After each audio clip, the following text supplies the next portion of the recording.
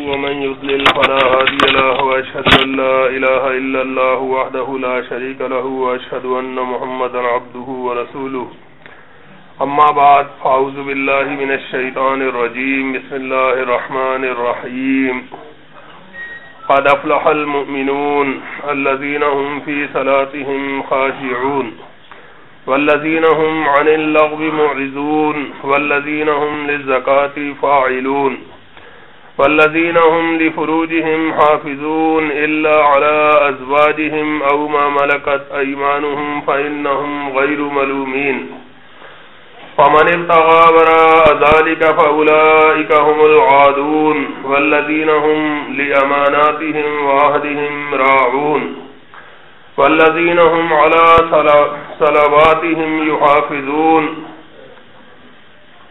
والذين هم على صلاتهم يحافظون أولئك هم الوارثون الذين يرثون الفردوس هم فيها خالدون. یہ آپ بھائیوں کے سامنے سورہ المومنون کی ابتدائی 11 آیتیں تلاوت کی گئی ہیں.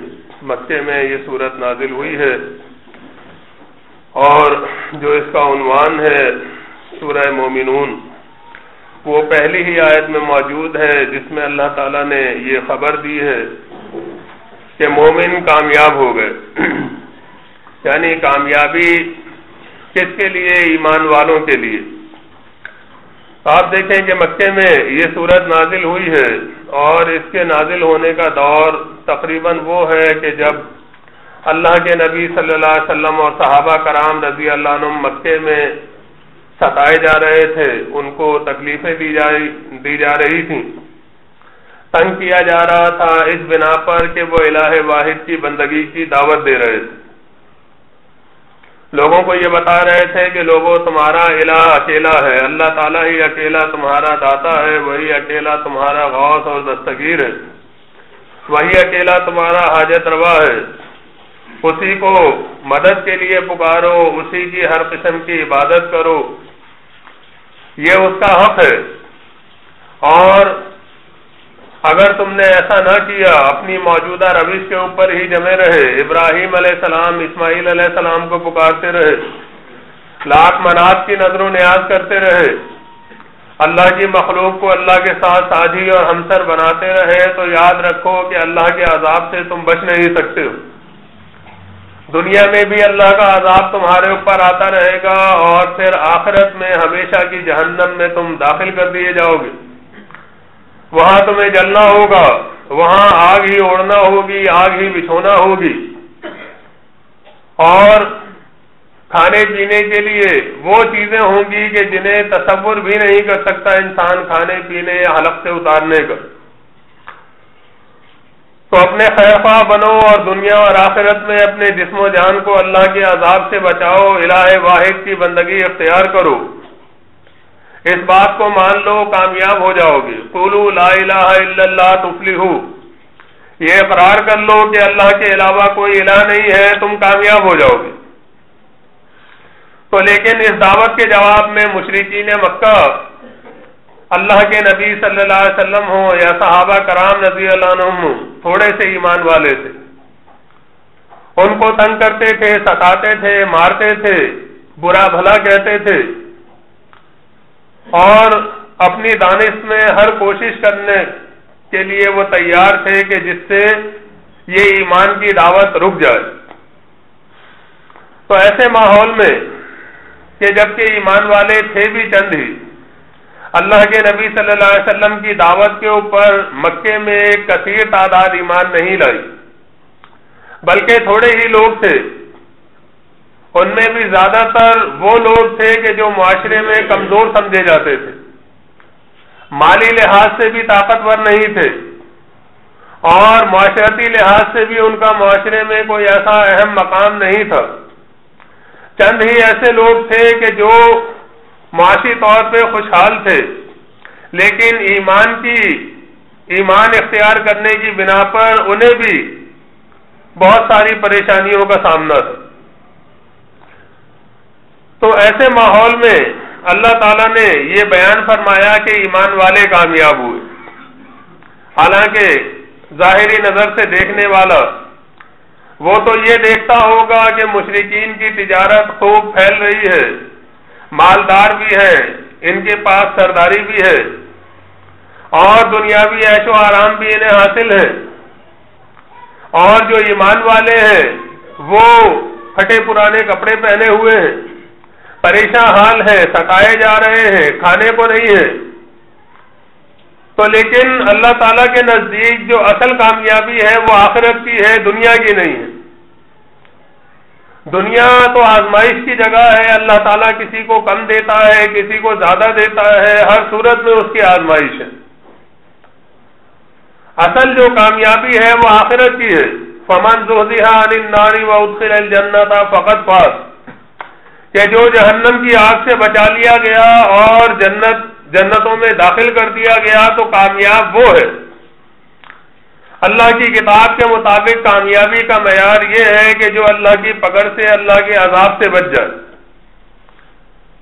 دنیا دار کامیابی کس کو سمجھتے ہیں کہ جس کے پاس مال و دولت کی ریل پیل ہے، جس کے پاس عالی شان مکانات ہیں، عمدہ سواریاں ہیں، معاشرے میں اس کا بڑا مقام ہے، قومی اسمبلی کا ممبر ہے، صوبائی اسمبلی کا ممبر ہے، وزیر اعظم ہے، صدر ہے، کوئی نامور کھلاڑی ہے، لوگ اس سے ہاتھ ملانے کے لیے، اس سے کچھ بات کرنے کے لیے، اس کے دستخط آٹوگراف لینے کے لیے بڑے بے چین رہتے ہیں، جبکہ یہ اصل چیزیں نہیں ہیں۔ یہ سب چیزیں تو یہاں دنیا میں ہی چھوڑ کر چلے جانا ہے۔ کامیابی اصل وہ ہے کہ جب انسان اللہ کا مخلص بندہ بن جائے، اللہ کا ڈر اس کے دل میں آ جائے اور پھر ایمان کے اوپر وہ جم جائے، استقامت اختیار کرے، اللہ کے لیے ہر پریشانی وہ جھیلے لیکن ایمان سے وہ ہاتھ نہ ہٹائے، تو اللہ تعالیٰ اس کو کامیاب کہتا ہے۔ اور دوسری بات یہ کہ ایمان بھی وہ ایمان کہ جس میں شرک کی ملاوٹ نہ ہو، ایسا ایمان نہیں کہ اللہ کے ساتھ ساتھ اس کے بندوں کو بھی حاجت روا، مشکل کشا مانا جائے، بگڑیاں بنانے والا، اولاد دینے والا مانا جائے، جس طرح سے ہر دور میں انسانیت کا یہی ایک بڑا مسئلہ رہا۔ اللہ کو ماننے سے کسی نے بھی انکار نہیں کیا، لیکن وہ کہتے ہیں کہ اللہ کے ساتھ دوسرے بھی ہیں، اللہ کا ہاتھ بٹانے والے، اس کارخانہ قدرت کو چلانے میں اللہ کی مدد کرنے والے۔ اب اس میں انبیاء علیہ السلام، اللہ کے نیک بندے اور دیگر ہستیاں، دیگر وہ لوگ جن کو نیک سمجھ لیا جاتا ہے، چاہے وہ نیک نہ ہوں، اللہ کے مجرم اور سرکش ہوں، طاغوت ہوں، جنہوں نے گمراہی پھیلائی، کفر و شرک پھیلایا، انسانیت کو اللہ کے راستے سے ہٹانے کے لیے کام کیا، ان کو قوم نے بڑا بزرگ اور اولیاء اللہ مان کر ان کو پوجنا شروع کر دیا ہو، تو ان کے متعلق یہ عقائد لوگوں میں پائے جاتے ہیں کہ یہ اللہ کے ایسے چہیتے ہیں کہ زور ڈال کر اللہ سے منوا لیتے ہیں، اللہ تعالیٰ ان کی بات ماننے پر مجبور ہو جاتا ہے، اور اللہ تعالیٰ نے اپنے کچھ اختیارات ان کو دے رکھے ہیں،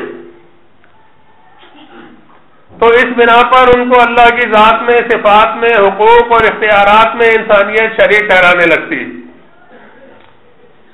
تو ایسا ایمان، ایسا اللہ کو ماننا یہ ہرگز قابل قبول نہیں۔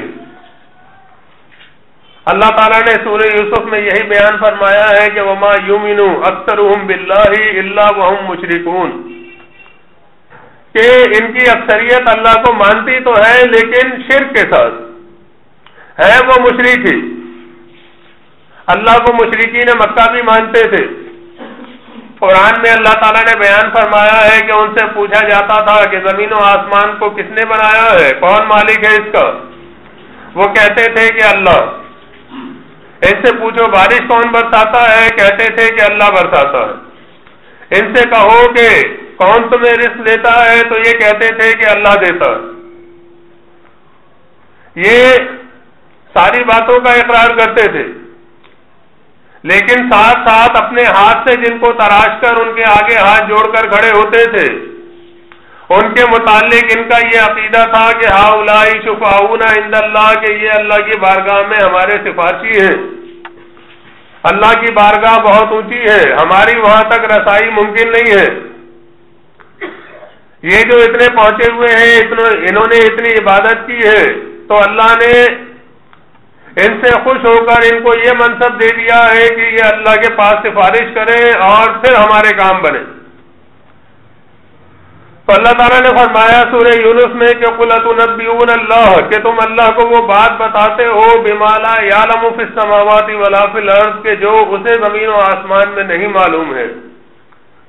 اس نے زمین و آسمان بنائے، کائنات اس نے بنائی، ہر شے کا خالق وہ ہے، اس نے تو کسی کو یہ منصب نہیں دیا کہ وہ سفارشی بنے اللہ کی بارگاہ میں۔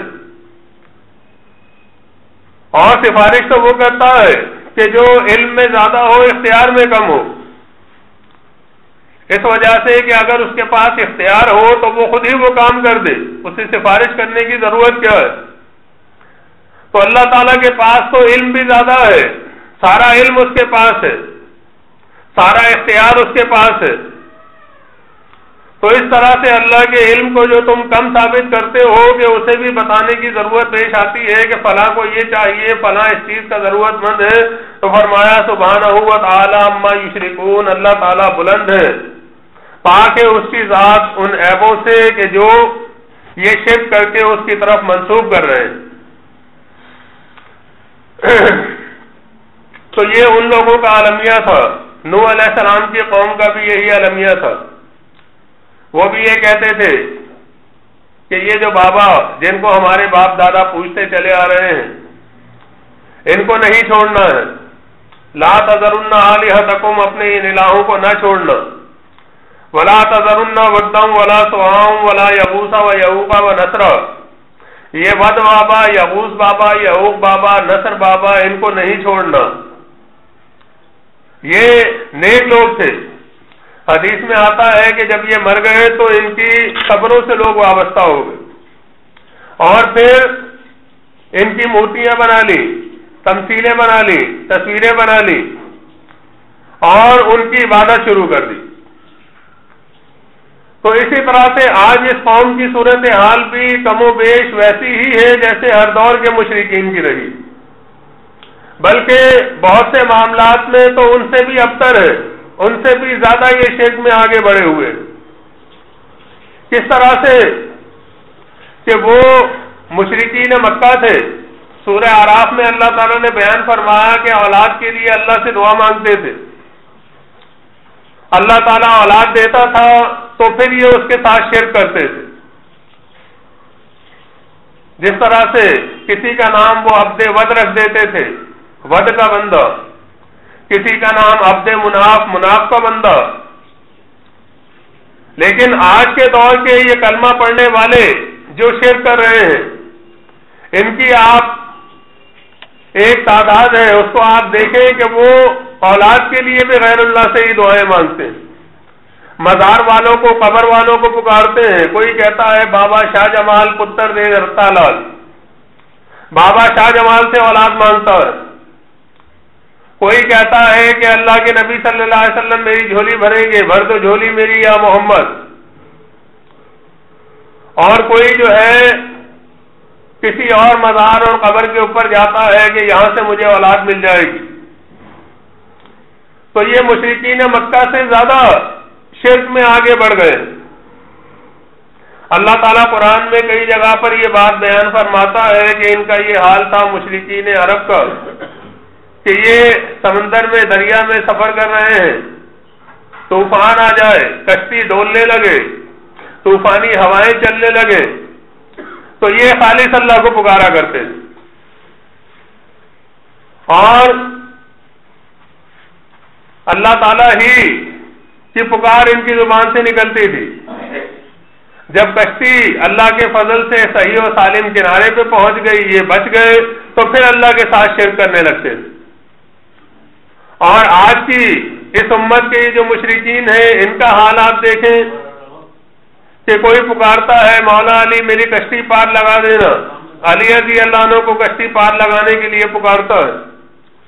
کوئی معین الدین چشتی کو پکارتا ہے کہ بگرداب بلا افتاد کشتی مدد کن یا معین الدین چشتی، کہ میری کشتی گرداب بلا میں پھنس گئی ہے تو معین الدین چشتی تم میری مدد کرو۔ کوئی پکارتا ہے بہاؤل حق بیڑا دھک، کہ اے بہاؤل حق تو میرا بیڑا دھک، اس کو کنارے پہ لگا۔ تو آپ دیکھیں کہ اسی وجہ سے اللہ کا عذاب اس امت کے اوپر ہے۔ عذاب کس صورت میں؟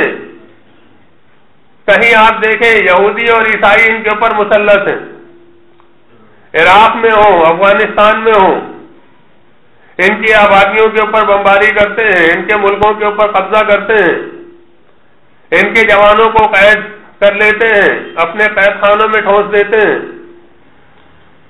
اور کہیں زلزلے سے ہزاروں کی تعداد میں یہ مارے جاتے ہیں،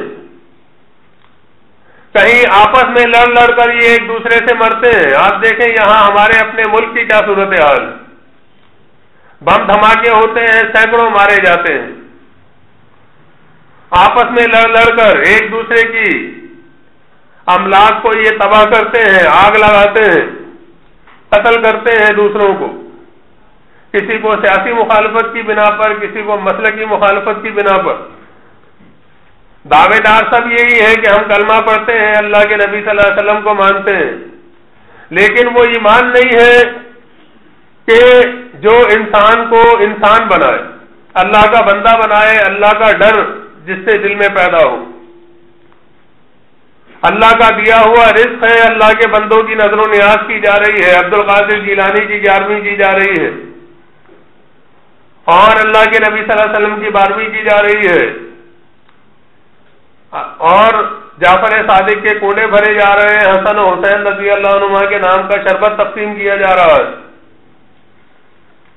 اللہ تعالیٰ نے قرآن میں بتایا تھا کہ یہ حرام ہے غیر اللہ کی نظر و نیاز، وما اہل بہ لغیر اللہ، قطعاً حرام ہے، لیکن آج اس قوم کی رگوں میں خون بن کر یہ چیزیں دوڑ رہی ہیں۔ اللہ تعالیٰ اولاد دے تو کوئی عبد الرسول نام رکھتا ہے، کوئی علی بخش نام رکھتا ہے، کوئی پیرا دتا نام رکھتا ہے۔ اللہ کے ایک ایک احسان کی ناشکری اس قوم کی اکثریت کا مزاج بن گیا ہے، اور اس سب کو پھیلانے والے، اس سب کے جو ذمہ دار ہیں اس قوم کے یہ پیر اور مولوی ہیں، کہ جو لوگوں کو کفر و شرک کے راستے پر لگا کر اپنی جیبیں بھرتے ہیں، اپنی دنیا سہانی کرنے کی کوشش کرتے ہیں، یہ بھول جاتے ہیں کہ آگے جہنم کی آگ ہے، جس کے لیے اللہ تعالیٰ نے سورہ بقرہ میں فرمایا کہ فما اصبرہم علی النار، یہ آگ کے اوپر کیسے صابر ہے، اللہ کے احکام کو چھپاتے ہیں اور دین کے عوض یہ قلیل معاوضہ وصول کرتے ہیں۔ آج آپ دیکھیں انہی پیروں مولویوں نے قوم کو فرقوں مسلکوں میں بانٹ دیا، دیوبندی بنا دیا، بریلوی بنا دیا، اہل حدیث بنا دیا، حنفی، شافعی، مالکی، حنبلی بنا دیا۔ اللہ تعالیٰ نے تو سورہ حج میں یہ فرمایا تھا کہ ہوا سماکم المسلمین، تمہارا نام میں نے مسلم رکھا، من قبل وفی ھذا، پہلے بھی اور اس کتاب میں بھی ایک ہی نام ہے اللہ کے مخلص بندوں کا، مسلم۔ لیکن یہ پیروں مولویوں نے اپنے مفادات کے لیے، اپنی دنیا سہانی کرنے کے لیے ان کو فرقوں مسلکوں میں بانٹا، ان کے عقائد کے اندر شرک بھرا ان طاغوتوں نے اللہ کی کتاب کے خلاف۔ اللہ تعالیٰ نے یہ فرمایا تھا کہ دیکھو اس زندگی کے بعد تمہیں موت آئے گی، اس کے بعد قیامت کے دن تمہیں اٹھنا ہے۔ اسی سورہ مومنون میں اللہ تعالیٰ نے یہ بیان فرمایا ہے، آیت نمبر 15 اور 16 میں کہ ثم انکم بعد ذلک لمیتون، اس زندگی کے بعد تمہیں موت آئے گی، اور ثم انکم یوم القیامت تبعثون، پھر قیامت کے دن تمہیں اٹھایا جائے گا۔ قیامت تک یہ مردہ بے جان لاشا ہے، اموات غیر احیاء، سورہ نحل میں فرمایا اللہ تعالیٰ نے کہ یہ بے جان لاشیں مٹی کھا کر برباد کر دیتی ہے جسم کو، انسان مٹی سے بنا ہے، مٹی کی خوراک بن جاتا ہے، لیکن انہوں نے یہ احمد بن حنبل، ابن تیمیہ، ابن قیم اور پھر ان کے ماننے والوں کی ایک کثیر تعداد پھر یہاں بر صغیر میں یہ مسلک اہل حدیث، مسلک دیوبند، مسلک بریلوی، شیعہ، یہ سارے کے سارے اللہ کی کتاب کے خلاف یہ عقیدہ رکھتے ہیں کہ یہ مردہ قبر میں جا کر زندہ ہو جاتا ہے، اس میں روح آ جاتی۔ قبر پرستی کی بنیاد اعادہ روح کا عقیدہ ہے، اور یہ عقیدہ آج ہر فرقے اور ہر مسلک میں پایا جاتا ہے۔ کوئی ایسا گروہ اس امت کے اندر دوسرا کوئی معلوم نہیں ہے کہ جو یہ عقیدہ نہ رکھتا ہو۔ تو اسی عقیدے کے سہارے یہ قبریں پوجی جا رہی ہیں، لوگ جاتے ہیں قبر کے اوپر، منت اور مراد مانتے ہیں، بابا کو پکارتے ہیں، نظر و نیاز کرتے ہیں، یہ سمجھتے ہوئے کہ یہ مردہ زندہ ہے، یہ بابا سن رہا ہے میں جو کہہ رہا ہوں۔ حتیٰ کہ وہاں سے واپس آتے ہیں تو پیٹ نہیں کرتے کہ یہ بابا غصہ نہ ہو جائے، پیٹ ہو جائے گی قبر کی طرف۔ مردے سے ڈرتے ہیں، اللہ سے نہیں ڈرتے، اللہ کی ناراضگی کی پرواہ نہیں کرتے، اللہ کی کتاب کو پڑھ کر اس کو سمجھنے کی کوشش نہیں کرتے، اور پھر اللہ کے نبی صلی اللہ علیہ وسلم کو قبر میں زندہ مانتے ہیں کہ نبی صلی اللہ علیہ وسلم جنت الفردوس میں نہیں بلکہ مدینے والی قبر کے اندر زندہ، جبکہ اللہ تعالیٰ نے فرمایا سورہ زمر میں کہ انک میت وانہم میتون، کہ اے نبی صلی اللہ علیہ وسلم آپ کو بھی مرنا ہے اور یہ لوگ جو آپ کی مخالفت کر رہے ہیں یہ بھی مریں گے۔ مرنے کے بعد دوبارہ زندگی قیامت کے دن ہے۔ اللہ کے نبی صلی اللہ علیہ وسلم نے بتایا، صحیح بخاری کی جو حدیث آتی ہے کہ مجھے میرا مقام دکھایا گیا، میں نے کہا کہ مجھے چھوڑو کہ میں اپنے اس مقام میں داخل ہو جاؤں، تو مجھے فرشتوں نے یہ کہا کہ ابھی آپ کی عمر کا کچھ حصہ باقی ہے، جب وہ آپ پورا کر لیں گے تو پھر یہاں پر آئیں گے۔ حدیث نے واضح کر دی یہ بات کہ نبی صلی اللہ علیہ وسلم وفات کے بعد کہاں ہیں؟ جنت الفردوس کے اپنے اعلیٰ ترین مقام پر ہیں، لیکن یہ دیوبندی، بریلوی، اہل حدیث، یہ سارے مسلک والے، ان کے شرک کا جواز ختم ہو جاتا ہے اس بات سے کہ نبی صلی اللہ علیہ وسلم قبر میں زندہ نہیں ہے۔ تو اس وجہ سے یہ سارے کے سارے یہ عقیدہ رکھتے ہیں کہ نبی صلی اللہ علیہ وسلم قبر کے اندر زندہ ہیں، اور نہ صرف زندہ ہیں بلکہ سنتے ہیں، دیکھتے ہیں، سلام پڑھا جائے، درود پڑھا جائے تو نبی صلی اللہ علیہ وسلم کو پہنچا دیا جاتا ہے، قبر کے پاس پڑھا جائے تو سن لیتے ہیں۔ جس طرح سے اہل حدیث کے جو سرخیل بر صغیر میں جنہوں نے مسلک اہل حدیث کی بنیاد ڈالی، جن کو اہل حدیث شیخ الکل کہتے ہیں، میاں نذیر دہلوی، ان کے فتاوی نظیریہ آپ اٹھائیں پہلی جلد، اس میں وہ یہ لکھتے ہیں کہ بریلوی حضرات یہ کہتے ہیں کہ ہم جہاں درود پڑھتے ہیں نبی صلی اللہ علیہ وسلم سن لیتے ہیں، تو ان کی یہ بات صحیح نہیں ہے۔ اگر ان کی یہ بات صحیح ہوتی تو نبی صلی اللہ علیہ وسلم نے یہ کیوں فرمایا ہے کہ من صلی علیہ عند قبری سمیتو، جو میری قبر کے پاس درود پڑے گا مجھ پر میں وہ سن لوں گا، میں سنتا ہوں، اور جو دور پڑا جائے تو وہ مجھے پہنچایا جاتا۔ تو وہ کہتے ہیں کہ یہ بریلویوں کا عقیدہ صحیح نہیں ہے کہ ہر جگہ سنتے ہیں، صحیح بات یہ ہے کہ قبر کے پاس سنتے ہیں اور باقی جگہ درود پڑا جائے تو فرشتے مقرر ہیں وہ پہنچا دیتے ہیں۔ اب ان میں بریلویوں میں اور ان میں کیا فرق رہ گیا؟ بریلوی کہتا ہے ہر جگہ سے سنتے ہیں، اور یہ اہل حدیث کہلانے والے تو کہتے ہیں ہر جگہ سے نہیں، قبر کے پاس سنتے ہیں، اور اس کے لیے ایک جھوٹی من گھڑت روایت کا سہارا لیا۔ محمد ابن مروان سدی، جو کہ اس روایت کا جھوٹا راوی ہے، تمام محدثین نے اسے کذاب اور جھوٹا قرار دیا، اس روایت کا سہارا لے کر قرآن کی واضح آیتوں کی نفی کر دی۔ اور دوسرا یہ عقیدہ کہ نبی صلی اللہ علیہ وسلم کے پاس درود پہنچایا جاتا ہے، جبکہ قرآن میں اللہ تعالیٰ کیا فرماتا ہے کہ وَإِلَى اللَّهِ تُرْجَعُ الْأُمُورُ، سورہ بقرہ میں، سورہ آل عمران میں، اور بھی دوسری صورتوں میں یہ بات اللہ تعالیٰ نے بیان فرمائی ہے کہ معاملات اللہ کی طرف پلٹتے ہیں، اللہ کی بارگاہ میں پیش ہوتے ہیں۔ اور سورہ ہود کی آخری آیت میں یہ فرمایا وَإِلَيْهِ يُرْجَعُ الْأَمْرُ كُلُّهُ، ہر معاملہ اللہ کی بارگاہ میں پیش ہوتا ہے، وہاں رجوع کرتا ہے۔ اور یہ جو درود جو کہ دعا ہے اللہ کے نبی صلی اللہ علیہ وسلم کے لیے، اور دعائیں سننا، ان کو قبول کرنا کس کی صفت ہے؟ اللہ تعالی کی۔ تو یہ درود یہ کیسے نبی صلی اللہ علیہ وسلم کے پاس پہنچ جائے گا، جبکہ یہ تو دعا ہے، اللہ کے پاس جانی ہے، اللہ سے خطاب کر رہے ہیں ہم۔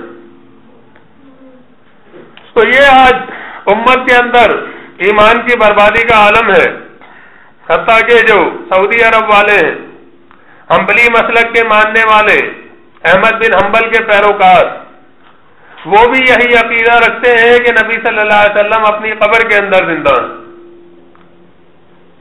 ان کے مفتی اعظم عبداللہ بن عبد العزیز ابن باز لکھتے ہیں کتاب الحج والعمرہ والزیارہ، حج عمرے کے بارے میں، اور اس کے اندر وہ یہ لکھتے ہیں کہ نبی صلی اللہ علیہ وسلم کی قبر پہ جاؤ تو آہستہ آواز سے یہ کہو السلام علیکہ یا رسول اللہ، السلام علیکہ یا حبیب اللہ، وہاں شور نہیں مچانا ہے، اس وجہ سے کہ اللہ تعالیٰ نے قرآن میں کہا ہے کہ یا ایھا الذین آمنوا لا ترفعوا اصواتکم فوق صوت النبی، کیا ایمان والو نبی کی آواز سے اپنی آوازیں بلند نہ کرو، ولا تجہروا لہ بالقول، ان کے سامنے زور سے باتیں نہ کرو۔ حالانکہ یہ اللہ کے نبی صلی اللہ علیہ وسلم کی زندگی کا معاملہ تھا، صحابہ کرام کو یہ بتایا گیا تھا کہ نبی صلی اللہ علیہ وسلم سے جب آپ مخاطب ہوں تو ادب احترام کریں، ان کے سامنے شور نہ کریں، ورنہ اعمال برباد ہو جائیں گے تمہارے۔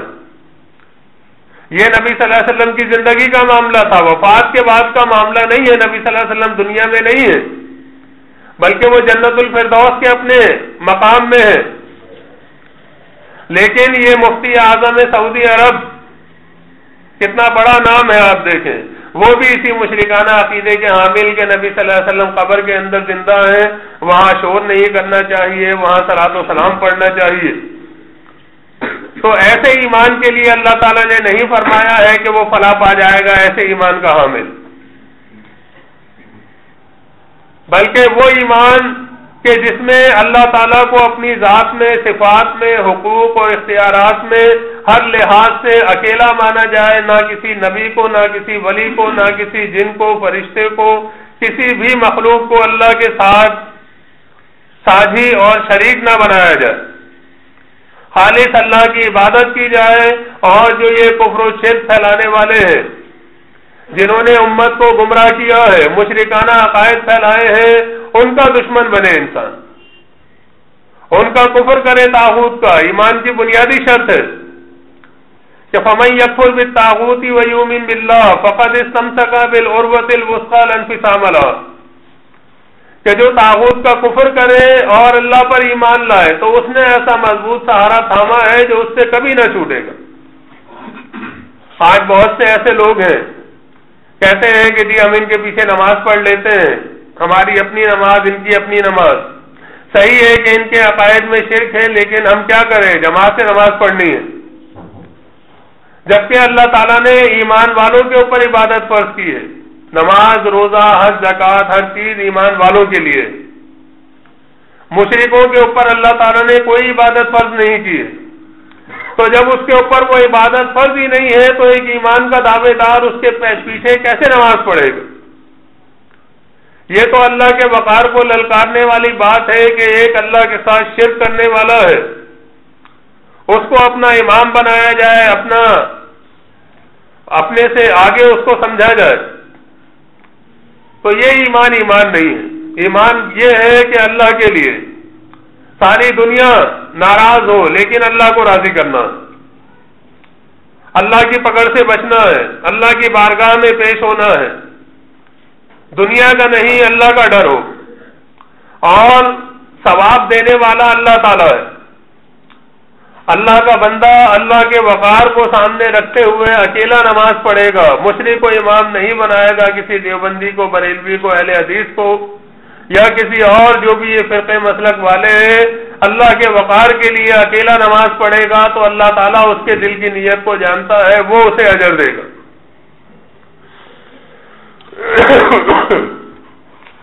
تو بہرحال ایسے ایمان والوں کے لیے اللہ تعالیٰ نے یہ اعلان فرمایا کہ وہ فلاح پا گئے ہیں، اور پھر ان کی صفات اللہ تعالیٰ نے ایمان والوں کی بیان فرمائی ہیں۔ یہ صفات ان کے اندر پیدا ہوئی ایمان کی بنیاد پر، اللہ کو انہوں نے اپنا اکیلا رب مانا، اس کے احکام کی پابندی کی، اس کی ناراضگی سے بچنے لگے، تو ان کے اندر یہ صفات پیدا ہوئی۔ دیکھنے والا دیکھ سکتا تھا کہ یہ لوگ بھی پہلے اسی معاشرے کے افراد تھے، اور عرب کے معاشرے میں لوٹ مار، ڈاکے، بدکاری، جوا، شراب، ہر قسم کی جو برائیاں، اخلاقی برائیاں ہو سکتی ہیں، سب پائی جاتی تھی، اور اس بنا پر ان کے اندر خوریزیاں بھی ہوتی تھیں۔ ایمان والوں کی ایمان اختیار کرنے کے بعد کایا پلٹ گئی، ان کے اندر وہ اوصاف پیدا ہوئے کہ جس نے ان کو معاشرے کا بہترین فرد بنایا۔ یہ دو تصویریں ہر ایک کے سامنے تھیں، ہر ایک دیکھ سکتا تھا کہ کون سا رویہ، کون سا طرز عمل، کون سا عقیدہ بہتر ہے، کون سا عقیدہ انسان کو صحیح معنوں میں انسان بناتا ہے، مشرکانہ عقیدہ یا توحید والا عقیدہ۔ تو فرمایا کہ ان کا عالم یہ ہے کہ الذین هم فی صلاتهم خاشعون، اپنی صلات میں خشوع و خضوع اختیار کرتے ہیں۔ خشوع ڈر کو کہتے ہیں، یعنی ان کی صلات اللہ سے ڈرنے والوں کی صلات ہوتی ہے، اللہ کے آگے عاجزی اختیار کرتے ہیں، اللہ کے آگے جھکنے والے، اپنے آپ کو اللہ کے سامنے جھکانے والے۔ فرمایا کہ والذین هم عن اللغو معرضون، دوسری صفت ان کی یہ ہے کہ یہ لغو اور بیکار باتوں سے دور رہتے ہیں۔ ان کی زندگی کا مقصد ہے، اور وہ مقصد کیا ہے؟ اللہ کو راضی کرنا۔ یہ جانتے ہیں کہ اس دنیا میں اللہ تعالیٰ نے جو بھی وقت دیا ہے انتہائی قیمتی ہے، کچھ پتہ نہیں ہے کہ کب آنکھ بند ہو جائے، دنیا سے جانے کا وقت کب آ جائے کسی کو پتہ نہیں۔ اللہ کے علم میں ہے موت کا وقت ہر ایک کی۔ ہم آپ آج یہاں بیٹھے ہیں، ہو سکتا ہے کہ کل کسی کو صبح دیکھنی نصیب نہ ہو، تو جو وقت اللہ تعالیٰ نے دیا ہے اس کو غنیمت سمجھنا چاہیے، اس کا صحیح استعمال کیا ہے کہ اللہ تعالیٰ کی عبادت اور اطاعت کرتے ہوئے اللہ کے احکام کے مطابق اس وقت کو گزارا جائے، اللہ کی کتاب پر غور و فکر ہو، اللہ کے نبی صلی اللہ علیہ وسلم کی احادیث اس کا مطالعہ کیا جائے۔ اللہ کے نبی صلی اللہ علیہ وسلم نے فرمایا کہ دو نعمتیں ایسی ہیں کہ جن کے بارے میں غفلت برتنے پر بہت سے لوگوں کی پکڑ ہوگی۔ وہ دو نعمتیں کیا ہیں؟ الصحہ والفراغ، صحت اور فراغت۔ صحت اللہ تعالیٰ نے دی ہے تو اس کا یہ مطلب نہیں ہے کہ اب اللہ کو بھول کر انسان دنیا میں ہی مگن ہو جائے، بس یہی کھانا کمانا ہے، یہی بال بچوں کے لیے کوششیں کرنی ہے، اور جب بیمار پڑا تو اب وہ کہیں بھاگ دوڑ نہیں کر سکتا ہے تو اب وہ اللہ کو پکارے، اللہ سے دعائیں کرے، صحت کی حالت میں اللہ کو بھولا رہے، ایسا نہیں ہونا چاہیے۔ صحت کی حالت میں بھی اللہ کو یاد کرے، اللہ کا شکر کرے، صحت بھی اللہ کی نعمت ہے۔ اسی طرح سے فراغت، فارغ وقت اگر کسی کو میسر ہے تو یہ بھی اللہ کی نعمت ہے کہ اسے آدمی اللہ کے دین کو سیکھنے سکھانے میں لگائے۔ نبی صلی اللہ علیہ وسلم نے فرمایا خیرکم من تعلم القرآن وعلمہ، تم میں بہترین ہے وہ کہ جو قرآن سیکھے اور سکھائے، خود بھی قرآن کا علم حاصل کرے، دوسروں کو بھی سکھائے۔ تو لیکن آج آپ دیکھیں کہ جس طرح سے ایمان کی ناقدری ہے، صحت اور فراغت کی بھی اس قوم میں کیسی ناقدری ہے۔ فارغ وقت میں یہ کیا کرتے ہیں؟ فضول بیٹھ کر گپے لگاتے ہیں، ہوٹلوں کے اوپر وقت ضائع کرتے ہیں، کوئی میچ ہو رہا ہے، کھیل کا مقابلہ ہو رہا ہے، ساری دنیا سارے اپنے کام چھوڑ کر یہ ٹی وی کے آگے بیٹھ جاتے ہیں کہ جی میچ آ رہا ہے. لیکن ایمان والوں کا معاملہ نہیں ہوتا ہے. ایمان والے دیکھتے ہیں کہ اس چیز کا کوئی فائدہ نہیں ہے. فائدہ کس چیز کا ہے؟ اللہ کے آگے جھکنے کا، اللہ کی عبادت کرنے کا، اللہ کی کتاب کا مطالعہ کرنے کا، اللہ کے نبی صلی اللہ علیہ وسلم کی احادیث کا مطالعہ کرنے کا. وہ اپنے فارغ وقت کو دین کو سیکھنے سکھانے کے لیے استعمال کرتے ہیں.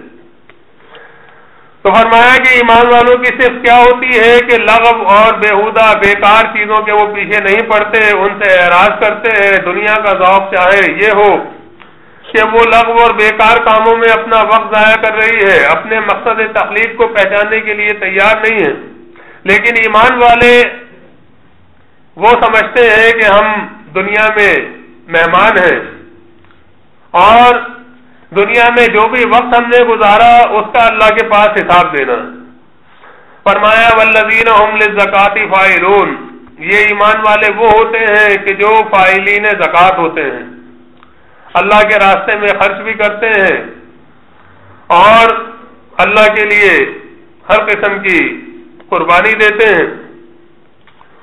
والذین هم لفروجہم حافظون، پھر یہ اپنی شرمگاہوں کی حفاظت کرتے ہیں. دنیا دار نہیں ہے کہ بدکاریاں کرتے پھریں، بلکہ شرمگاہوں کی حفاظت کرتے ہیں. الا علی ازواجہم، سوائے اپنی بیویوں کے.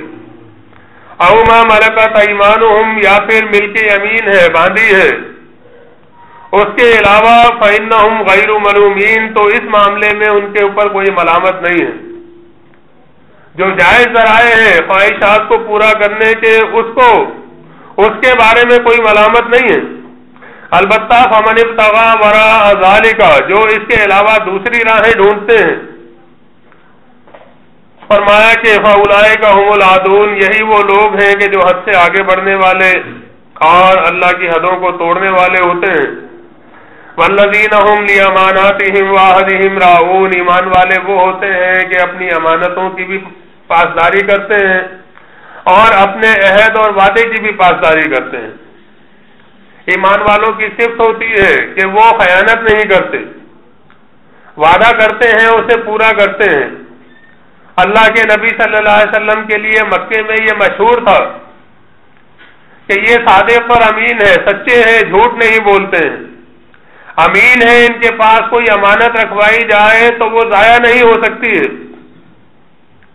ایمان والوں کی یہ صفت ہوتی ہے. لیکن آپ دیکھیں کہ اللہ کے نبی صلی اللہ علیہ وسلم نے جب مکے میں یہ الہکم الہ واحد کی دعوت اٹھائی ہے تو یہی وہ لوگ ہیں کہ جو نبی صلی اللہ علیہ وسلم کے دشمن بنے. آپ صلی اللہ علیہ وسلم کے اخلاق کی، آپ کی سیرت کی، آپ کے کردار کی کوئی عیب جوئی نہیں کر سکا.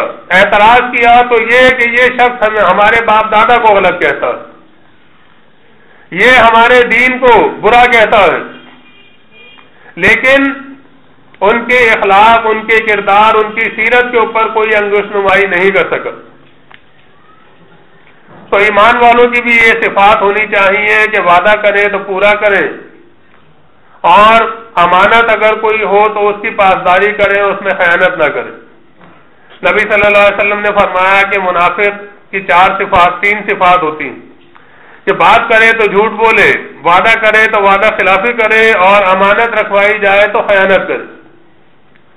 اور ایک اور حدیث میں یہ بات بھی آتی ہے کہ اگر کسی سے لڑائی جھگڑا ہو جائے تو گالی گلوچ پہ اتر آئے، پھر شرافت کا دامن ہاتھ سے چھوڑ دے.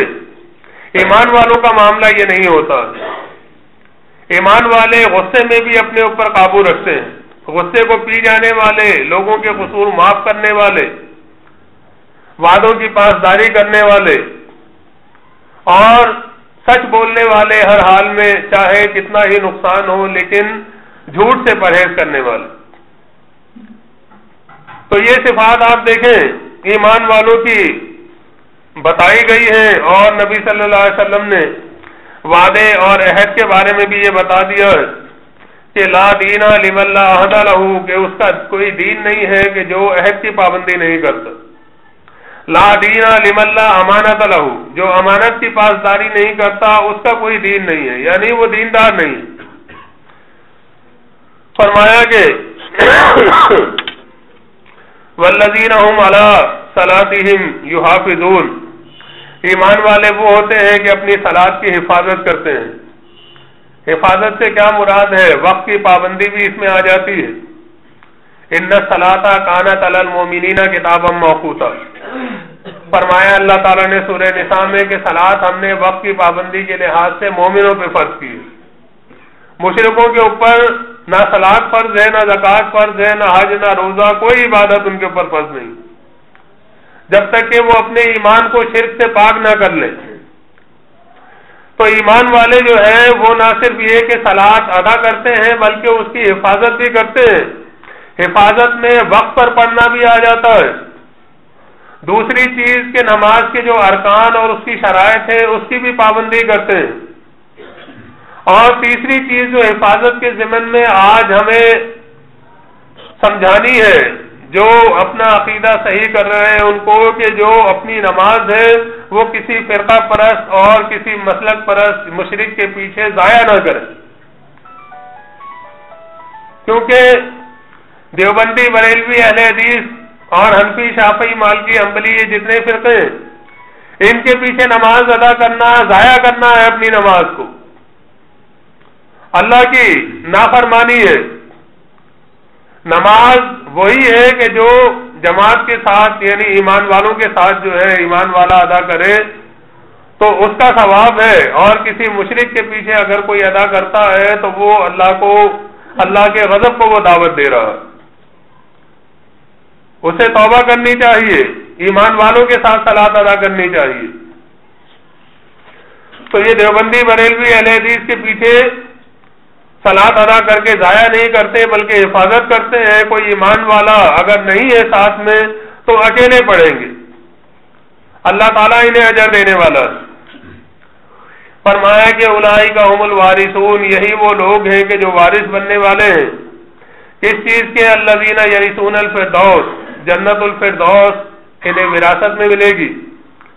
وہ نعمت بھری جنتیں کہ جن کے عیش و آرام دائمی ہیں، جہاں کوئی تکلیف، کوئی پریشانی نہیں ہے، چین اور سکون ہے. ان جنتوں کے یہ وارث بنا دیے جائیں گے. ہم فیہا خالدون، اور وہاں یہ ہمیشہ رہیں گے. یہ ایمان والوں کی اللہ تعالیٰ نے صفات اور ان کا جو انجام ہونے والا ہے آخرت میں، جو اللہ تعالیٰ نے انہیں بدلہ دینا ہے، وہ بیان فرما دیا. آج اللہ کے فضل سے ہم نے، آپ نے یہی ایمان کی جو خالص دعوت ہے یہ اٹھائی ہے اس معاشرے میں، کہ جو کفر و شرک سے بھرا معاشرہ ہے، طاغوت پرستی کا معاشرہ ہے، اللہ کو گالی دی جا رہی ہے شرک کر کے. تو ایسے ماحول اور ایسے معاشرے میں ہم نے یہ ایمان کی دعوت اللہ کی توفیق سے اٹھائی ہے. تو اس کی صفات ہمیں اپنے اندر پیدا کرنی ہے جو ایمان والوں کی ہونی چاہیے. ہم صحابہ کرام رضی اللہ عنہم کے درجے کو تو ہرگز نہیں پہنچ سکتے، لیکن کم از کم کچھ جھلک جو ہے نظر آئے ہم میں، آپ میں ایمان کی صفات کی، تاکہ اللہ تعالیٰ اس راستے میں ہماری مدد فرمائے اور ہمارے قدم جمائے رکھے اور ہمیں جو ہے موت تک ایمان کے اوپر ثابت قدم رکھے. اللہ تعالیٰ سے اپنے لیے بھی دعا ہے، آپ سب بھائیوں کے لیے بھی یہی دعا ہے، ہر ایمان والے کے لیے، کہ اللہ تعالیٰ اسے جو ہے ایمان کی صفات کا صحیح معنوں میں جو ہے وہ شعور دے اور اس کا پیکر بنائے. آمین. اقول قولی واستغفر اللہ لی ولکم ولسائر المؤمنین. سوائے کے ذہن میں کوئی سوال ہو تو کیا جا سکتا ہے، انشاءاللہ قرآن و حدیث کی روشنی میں اس کی وضاحت کی جائے. یہ جو روح لوٹائے جانے کا جو عقیدہ اس امت کے اندر احمد بن حنبل نے دیا، تو اس سے پہلے جتنے پچھلی قومیں تھیں ان کے اندر کیا وہ تھا روح لوٹائے جانے کا؟ ظاہر ہے کہ وہ بھی قبر پرستی کرتے تھے، مردوں کو وہ بھی پوچھتے تھے، تو ان کے اندر بھی یہ عقیدہ تو تھا. لیکن اس امت کے اندر جو ایمان کی بنیاد پر چل رہی تھی، خالص ایمان تھا، شرک سے پاک، تو اس کے اندر اس امت کے افراد شمار کیے جانے والوں ہی میں سے ایک نے، جس قداور ہستی نے یہ عقیدہ دیا، وہ احمد بن حنبل، اور اس کے خلق قرآن کے مسئلے میں شہرت کی وجہ سے لوگوں نے اسے مان بھی لیا.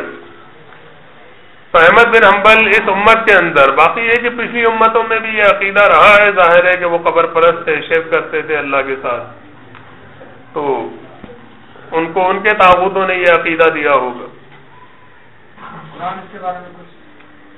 قرآن میں اس کے بارے میں کوئی تفصیل نہیں دی گئی ہے، لیکن بہرحال ہر امت کی تباہی شرک ہی کی بنیاد پر ہوئی ہے، اور یہ شرک ان کے بڑوں نے، ان کے طاغوتوں نے ہی ان کو دیا ہو۔ جی ابھی آپ نے درس قرآن میں کہا کہ مشرکین عبد المناف نام رکھتے ہیں، جی مناف غالباً اللہ تعالیٰ کا صفاتی نام نہیں، مناف اللہ کا صفاتی نام نہیں ہے۔ جی یہ کہتے ہیں جب عمران نے مکے پہ چڑھائی کی اس وقت 6-7 سال تک وہ مکے کے جو کافر تھے وہ خالق اللہ کو یاد کرنا شروع کر دیا، پھر بعد میں تبدیلی نہیں، ایسی تو خیر کوئی بات کہیں نہیں پڑی ہے کسی حدیث وغیرہ میں۔ وہ تو بہرحال اس وقت بھی خانہ کعبہ میں بت تو سجے ہوئے تھے، تو اگر وہ خالص اللہ کو پکارنے والے اگر ہو جاتے تو اس وقت وہ بت نکال کے پھینک دیتے۔ بعض لوگوں کے نام ہے عبد الحنان، عبد المنان، یہ کیا چیز ہے؟ یہ نام کس کا؟ یہ نہیں، عبد الحنان عبد المنان جو ہے وہ نام نہیں ہونا چاہیے، اللہ کی جو صفاتی نام ہے انہی سے ہی نسبت ہونی چاہیے۔ ایسے بہت سے نام ہیں لوگوں میں، باقی میں خاص طور پر بنگالی میں نام ہوتے ہیں حنان، عبد المنان، میں نے کہیں نہیں دیکھا، لیکن حنان اللہ کا نام نہیں ہے، جیسے نام ہونا چاہیے صحیح، عبد الحنان نام نہیں رکھنا چاہیے۔ نہیں رکھنا چاہیے۔ اللہ کے جو صفاتی نام ہے، الرزاق ہے، الفتاح ہے، اللطیف ہے، العلی ہے، الحفیظ ہے، تو اس کی طرف نسبت کر کے اور بہت سارے نام ہیں، ان کی طرف نسبت کر کے رکھا جائے، عبد الحفیظ، عبداللہ، عبد الرحمن، عبد الکریم، اور جو بھی اللہ کے صفاتی نام ہیں ان کی طرف نسبت رکھنی چاہیے۔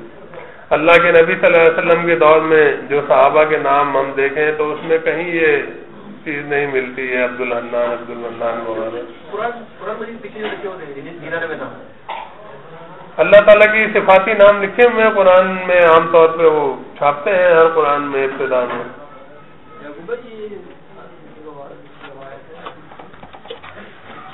نے دیکھا کہ اس نے تعویذ پہنا ہوا اس کے ہاتھ نہیں ملا، ہم بھی اس طرح کر سکتے؟ نہیں، وہ تو نبی صلی اللہ علیہ وسلم کے پاس بیعت لینے کے لیے آئے تھے، تو بیعت لینے کا مطلب یہ ہے کہ وہ ایمان کا اقرار کر رہے تھے، نبی صلی اللہ علیہ وسلم کے پاس بیعت کے لیے حاضر ہوئے تھے۔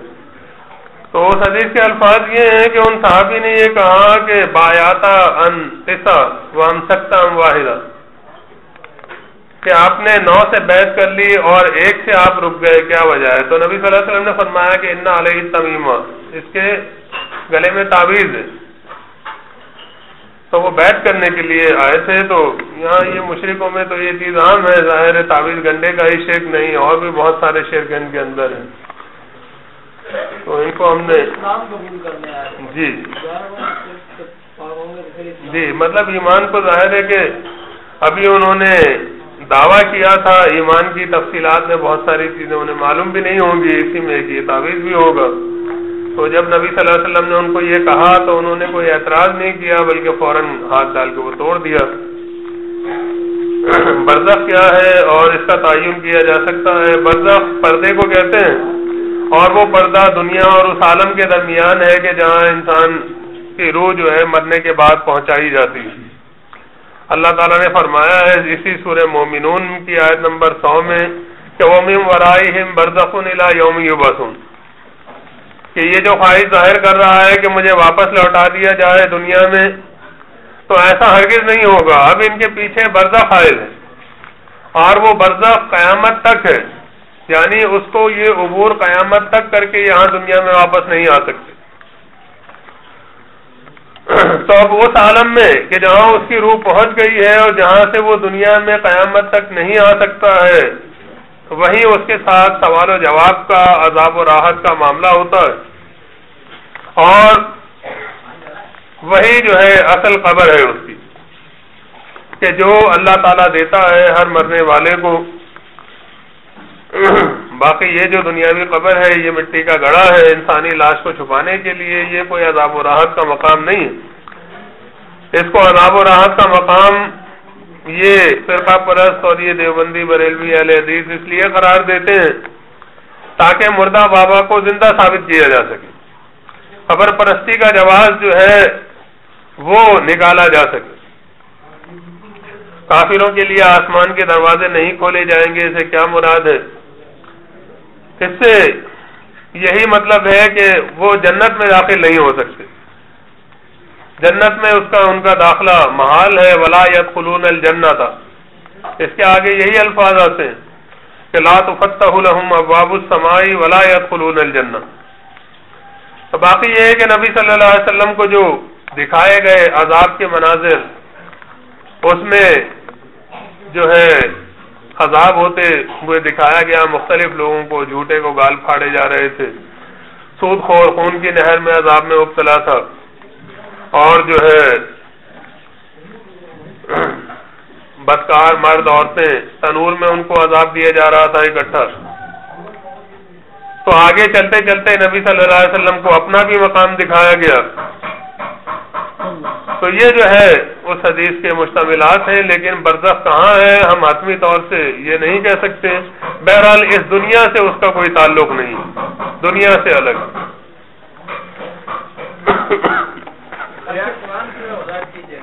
جی، خلق قرآن کا مسئلہ یونانی فلسفے کے تحت جو ہے وہ پہنچا تھا متکلمین میں۔ جب یہ عباسی خلفاء کے دور میں یونانی فلسفیوں کی کتابیں عربی میں ٹرانسلیٹ ہوئیں، تو جو کلامی مباحث تھے جن کا کوئی سر پیر نہیں ہوتا ہے اور فضول کی باتیں ہوتی ہیں، وہ بحثیں جو ہے یہاں بھی شروع ہو گئی۔ انہی میں ایک مسئلہ تھا کہ قرآن مخلوق ہے یا نہیں ہے۔ تو حالانکہ یہ نہ کوئی ایمان کی بات ہے نہ عقیدے کی، بلکہ یہ ایک فلسفیانہ سوال ہے، اس کا ایمان سے کوئی تعلق نہیں۔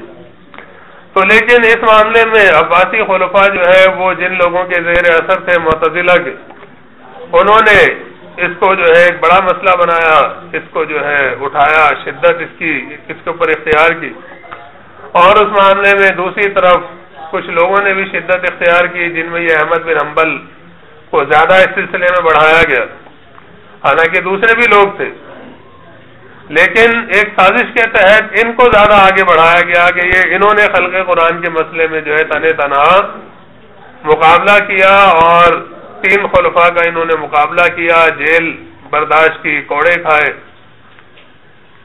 اور جو دوسرے اس معاملے میں مر گئے، خلق قرآن کے معاملے میں جیل میں ہی مر گئے، ان کا ذکر نہیں کیا جاتا، احمد بن حنبل کو خاص طور سے بڑھایا جاتا۔ تو بہرحال یہ ایک فلسفیانہ مسئلہ تھا، قرآن و حدیث کی بنیاد پر نہیں تھا، اور امام بخاری بھی احمد بن حنبل کے موقع سے اختلاف رکھتے تھے اس معاملے میں، اس وجہ سے امام بخاری کو بھی بہت ساری مشکلات برداشت کرنی پڑی آخری عمر میں۔ تو یہ ایک مسئلہ تھا۔ احمد بن حنبل کیا عقیدہ رکھتا تھا قرآن کی؟ وہ یہ کہتا تھا کہ القرآن کلام اللہ غیر مخلوق، قرآن اللہ کا کلام ہے، مخلوق نہیں۔ اب اس سے بحث کی ضرورت کیا ہے؟ بس ہم یہ کہیں کہ قرآن اللہ کا کلام ہے، اللہ نے ہماری ہدایت کے لیے نازل کیا ہے، مخلوق ہے یا نہیں ہے یہ تو ایک ایسا سوال ہے کہ جو بلا وجہ پیدا کیا گیا۔ ریاکاری کے بارے میں کیا سمجھ؟ ریاکاری کیا ہے؟ شرک ہے؟ ریاکاری بھی شرک ہے، بالکل۔ ریاکاری مطلب یہ کہ کسی کو دکھانے کے لیے کوئی عمل کرنا، تو اللہ تعالیٰ تو وہی عمل قبول کرتا ہے جو خالص اس کے لیے ہو۔ حدیث میں آتا ہے کہ نبی صلی اللہ علیہ وسلم نے فرمایا قیامت کے دن ایک عالم کو لایا جائے گا، اللہ تعالیٰ اس کے اوپر اپنی نعمتیں گنوائے گا، وہ ہر بات کا اقرار کرے گا، پھر اللہ پوچھے گا کہ تو نے ان نعمتوں کا کیا حق ادا کیا؟ تو وہ کہے گا کہ میں نے تیرے دین کے علم کو سیکھا، پھیلایا، لوگوں تک پہنچایا۔ اللہ تعالیٰ کہے گا کہ تو غلط کہتا، تو نے یہ اس لیے کیا تاکہ تیری شہرت ہو، تجھے عالم کہا جائے، اپنے علم کا ڈھٹورا پٹوانے کے لیے تو نے یہ کیا، تو وہ تجھے مل چکا، حکم دیا جائے گا کہ اس کو جہنم میں ڈال دو، جہنم میں ڈال دیا جائے گا۔ دوسرا ایک آدمی لایا جائے گا کہ جس کو دنیا شہید کہتی ہوگی، اللہ تعالیٰ پوچھے گا کہ تو نے میں نے تیرے اوپر یہ انعامات کیے، تو نے ان کا کیا حق ادا کیا؟ وہ کہے گا کہ مالک میں تیری راہ میں لڑا، اپنی جان میں نے تیرے راستے میں قربان کر دی۔ اللہ تعالیٰ کہے گا کہ تو جھوٹ کہتا ہے، تو اس لیے لڑا تاکہ تجھے جو ہے جری اور بہادر کہا جائے، دلیر کہا جائے، تیری شہرت کے ڈنکے پٹیں کہ بڑا مجاہد تھا، بڑا جیدار تھا۔ تو یہ تجھے حاصل ہو چکا، دنیا میں تیری شہرت ہو گئی، اس کے لیے ہی تو نے کیا تھا۔ تو لہذا اس کو بھی حکم دیا جائے گا، جہنم میں ڈال دیا جائے گا۔ تیسرا وہ آدمی مالدار، خرچ کرنے والا، غریبوں کی مدد کرنے والا، اس کو اللہ تعالیٰ کہے گا کہ تو نے کیا حق ادا کیا، میں نے تیرے اوپر یہ انعامات کیے۔ وہ کہے گا کہ مالک میں نے تیرے دیے ہوئے مال کو خرچ کیا تیرے راستے میں، غریبوں کی مدد کی، دین کے راستے میں لگایا۔ اللہ تعالیٰ کہے گا کہ تو جھوٹ کہتا ہے، تو نے یہ اس لیے کیا تاکہ تیری شہرت ہو، لوگ کہیں کہ بڑا سخی آدمی ہے، بڑا دریا دل ہے، دیکھو کیسے خرچ کرتا ہے اللہ کے راہ میں، یعنی اپنی شہرت کے لیے تو نے کیا۔ تو یہاں تیرے لیے کچھ نہیں ہے، تجھے شہرت حاصل ہو چکی، حکم دیا جائے گا اس کو بھی جہنم میں ڈال دیا جائے گا۔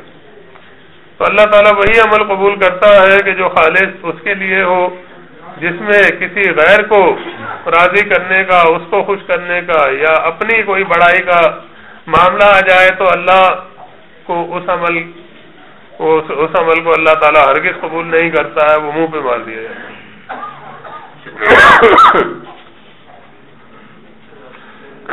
کوئی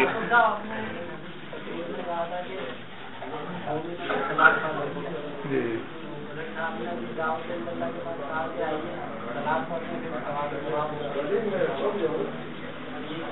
ہاں، یہ بہرحال مناسب نہیں، یہ کہنا چاہیے کہ آئے درس سنیں، کوئی سوال ہو تو آپ کریں، تو انشاءاللہ وہ اصلاح کر دیں گے۔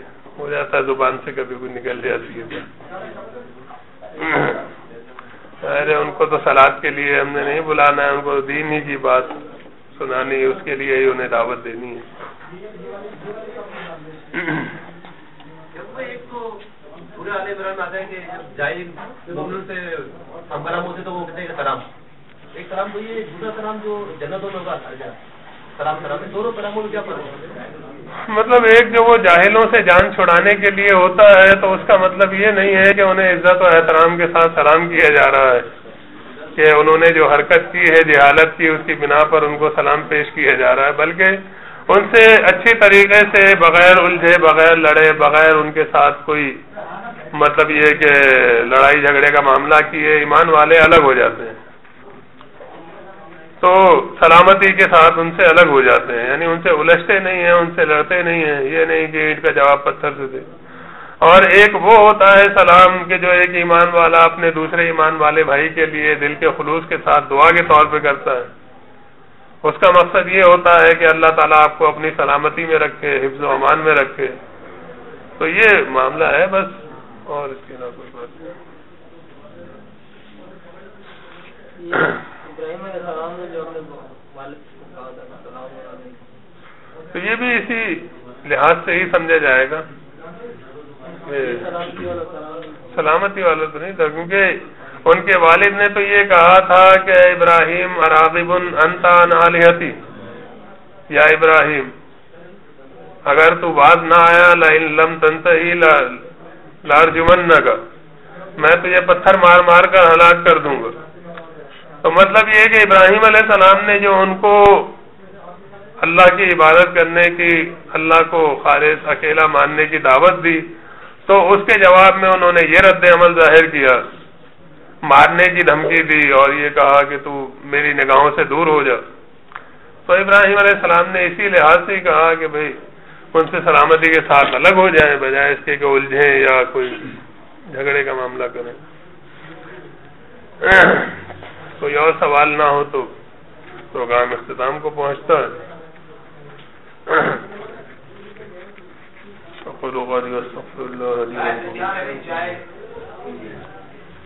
ساتھیوں کے لیے چائے کا انتظام کیا گیا ہے، چائے پی